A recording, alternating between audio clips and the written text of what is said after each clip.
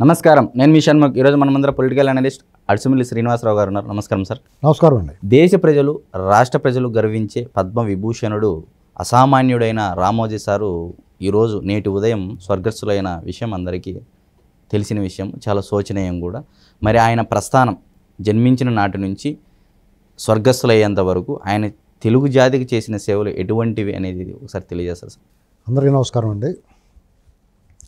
ఒక అతి సామాన్య కుటుంబంలో పుట్టి ప్రతి అడుగు పారదర్శకంగా మార్గదర్శకంగా ముందుకే వేసి ఇటుక పేర్చి ఒక మహా సామ్రాజ్యాన్ని నిర్మించిన ఒక నిర్మాత ఆయన. అంటే జీవితంలో ఎత్తుపల్లాలు ఒడిదుడుకులు అనేకం ఎదుర్కొన్నాడు ఆయన.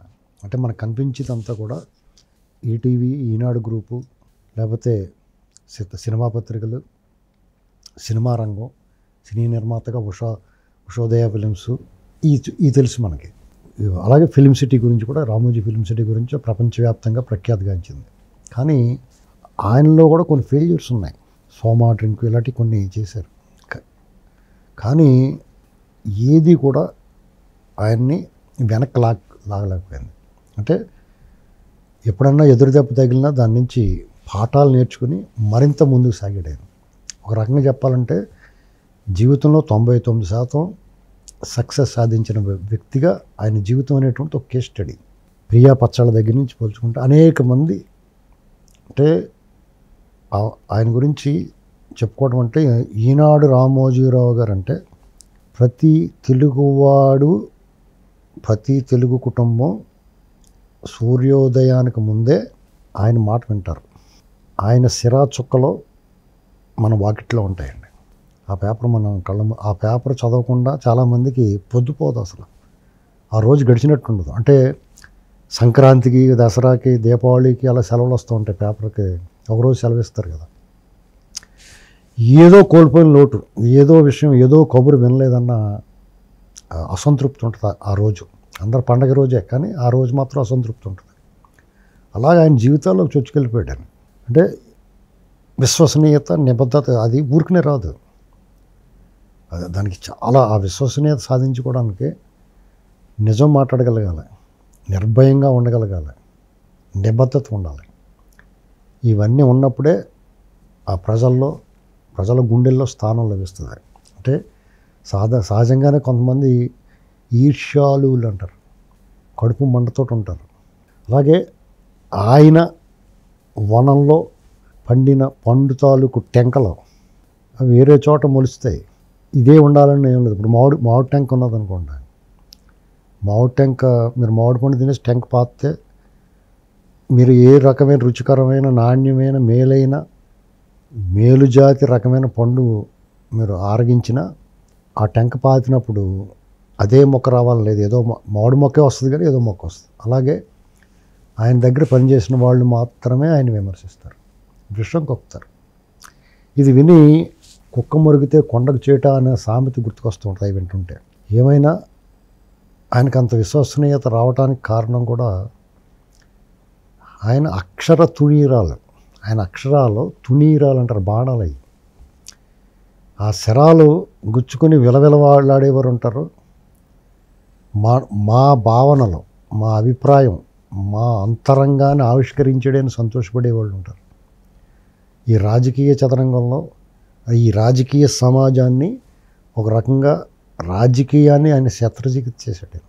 నిజం, శస్త్రచికిత్స చేస్తేనే కదా లోపల పుండు ఎక్కడుంది, పురుగు ఎక్కడుంది తెలిసేది. అలా శస్త్రచికిత్స చేశాడు. కాబట్టి ఆ విశ్వసనీయత ఉంటుంది. దానికి కొంతమంది కులం ముద్ర, రాజకీయ రంగు అన్నీ వేస్తారు. అయినా ఏనాడు కూడా వెనకడుగలేదు. ఇటీవల కాలంలో చూస్తే ఆయన రాతలకు కానీ, ఆయన పత్రిక కానీ, ఆయన ఛానల్స్కి కానీ ఏ రోజు కూడా మచ్చలేదు. ఆయన్ని ఏలెత్తి చూపించేవాడు లేడు.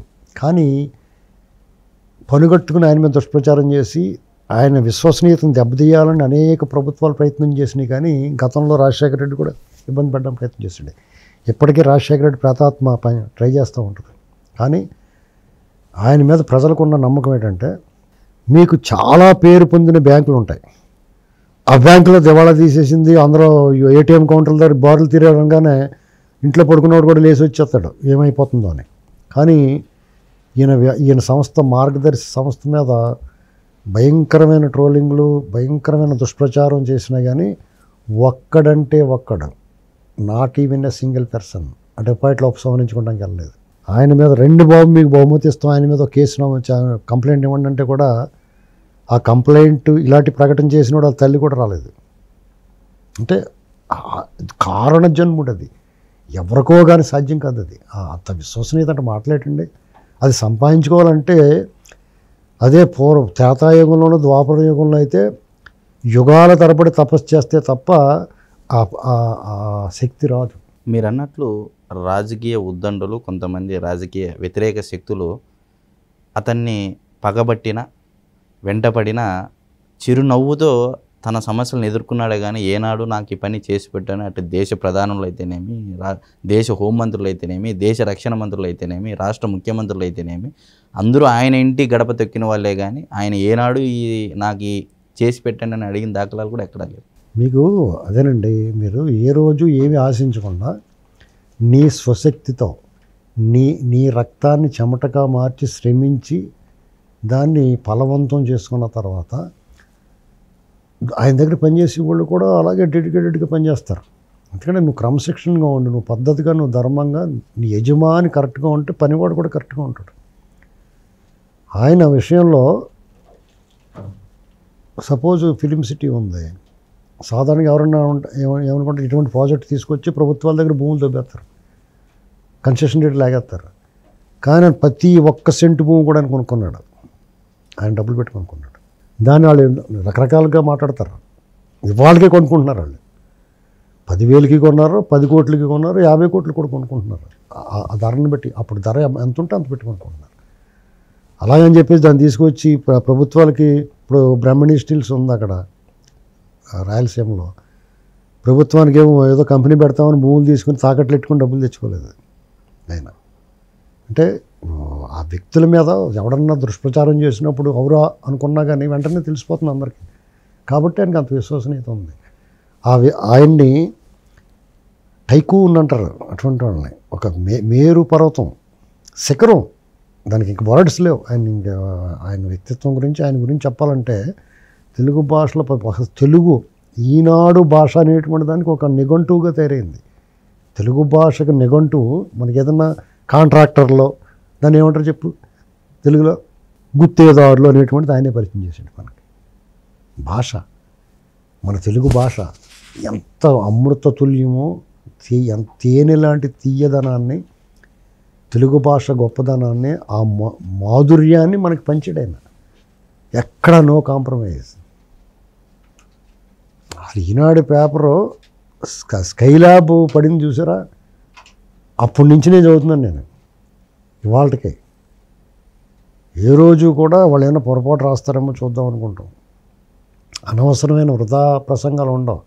ఈ 5 సంవత్సరాల్లో రాష్ట్రంలో, ఆంధ్రప్రదేశ్లో జరుగుతున్న అరాచకం మీద ఆయన ఇవాళ జగన్మోహన్ రెడ్డి ఘోర పరాజయము, ఘోర పరాభవం పొందాడంటే ప్రజలకి ఆయన వివరించిన తీరు, ఆ పేపర్ వివరించిన తీరు, ప్రజలను చైతన్యవంతం చేసిన తీరు, నమ్మకం. ఈయన చెప్తే నమ్ముతారు, నేను చెప్తే నమ్మకపోవచ్చు. కానీ ఈ పేపర్లో వచ్చిందంటే, ఓరు బాబు మీ బతుకులు బండబారిపోతున్నారా, మీరు అధ్వానం అయిపోతున్నారు, మీ భవిష్యత్తు అంధకారం అయిపోతుందంటే అప్పుడు ఆలోచిస్తారు, నమ్మారు.